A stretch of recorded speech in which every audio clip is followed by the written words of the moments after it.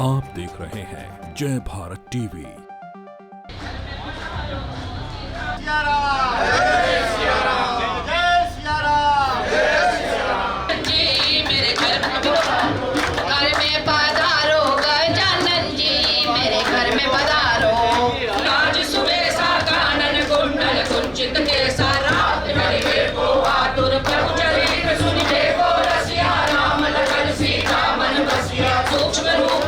BJP और बजरंग दल को हम बता सके कि तुम्हारे बाप की संपत्ति नहीं है सनातन धर्म। बजरंग दल के खिलाफ बोलने का मतलब बजरंग बली के खिलाफ बोलना नहीं होता। उस समय कहाँ था बजरंग दल जिस समय केदारनाथ की आपदा आई? मेरे गढ़वाल की बेटी मरी अंकिता, बीजेपी के कार्यकर्ता पकड़े गए, बीजेपी की सरकार थी, कहाँ थे बजरंगी? कर्नाटक में बजरंग बली क्या बीजेपी की चली? इस समय पूरे मीडिया, सोशल मीडिया में एक बात चल रही है और बीजेपी का जो सोशल मीडिया ग्रुप है वो भी इस बात को बढ़ चढ़ कर बढ़ा रहा है कि क्या भाजपा को वहाँ एक संजीवनी मिल गई है कर्नाटक के भीतर, क्योंकि जो एग्जिट पोल अभी तक आए हैं उनमें कांग्रेस की सरकार बनती दिखाई दे रही है। इस पूरे मसले पर चूंकि प्रधानमंत्री जब मंच से बजरंग बली का नाम लेने लगे तो पूरे देश की राजनीति गरमाने लगी। उत्तराखंड में कल जो कुछ हुआ वो पहले नहीं होना था, वो होना भी नहीं चाहिए था, वो कुछ हुआ। बजरंग दल के कार्यकर्ता कांग्रेस प्रदेश कार्यालय का घेराव करने पहुंचे, बैरिकेडिंग पुलिस को करनी पड़ी और कॉन्फ्लिक्ट सामने देखा गया। आज कांग्रेस भवन में बजरंग बली का नाम लिया जा रहा है और क्या इस मुद्दे पर कांग्रेस आगे करने जा रही है, ये मुद्दा क्यों इतना महत्वपूर्ण हो गया, उस पर बातचीत करेंगे। हमारे साथ करण मेहरा है, प्रदेश अध्यक्ष कांग्रेस के। सर, आप हनुमान जी का नाम ले रहे हैं और हनुमान चालीसा का पाठ हो रहा है, इसकी ज़रूरत क्यों पड़ गई? देखिए, मैं सनातनी हूँ और मेरे इष्ट हैं। ये आज जो ज़रूरत पड़ी है वो इसलिए पड़ी है कि बीजेपी और बजरंग दल को हम बता सके कि तुम्हारे बाप की संपत्ति नहीं है सनातन धर्म। कांग्रेस का भी कोई व्यक्ति जो सनातन धर्मी है वो पूजा पाठ कर सकता है, जो मुस्लिम है वो अपने अल्लाह की इबादत कर सकता है, जो जैन है वो जैन धर्म की इबादत करेगा, जो बौद्ध है वो बौद्ध की पूजा करेगा, जो सिख है वो गुरु ग्रंथ साहिब अपने 9 गुरुओं की पूजा अर्चना कर सकता है। हमको किसी बीजेपी की सर्टिफिकेट की ज़रूरत नहीं है। बजरंग दल के खिलाफ बोलने का मतलब बजरंग बली के खिलाफ बोलना नहीं होता। ये भी हम जताना चाहते हैं कि आज हम आपका ध्यान आकर्षित करना चाहते थे जनता का, क्योंकि जो गंदगी भारतीय जनता पार्टी ने इस राष्ट्र में कर दी है वो गंदगी आज से पहले कभी देखने को नहीं मिली।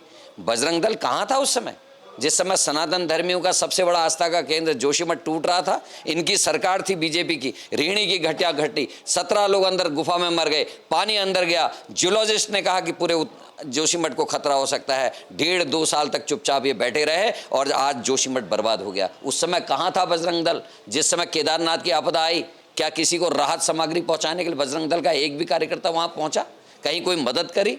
कहाँ थे ये लोग जिसमें स्वर्ण पदक लाने वाले विदेशी भूमि से हमारे पहलवान वहाँ 1-1 महीने 2-2 महीने तक वहाँ धरने प्रदर्शन में बैठे हैं? क्योंकि बीजेपी की सरकार है केंद्र में, इनका मंत्री फंस रहा है तो बीजेपी और उसके समर्थक, चाहे वो बजरंग दल है चाहे अन्य, वो कोई वहाँ जाने के लिए तैयार नहीं, किसी की मदद करने के लिए तैयार नहीं। मेरे गढ़वाल की बेटी मरी अंकिता, बीजेपी के कार्यकर्ता पकड़े गए, बीजेपी की सरकार थी, कहाँ थे बजरंगी?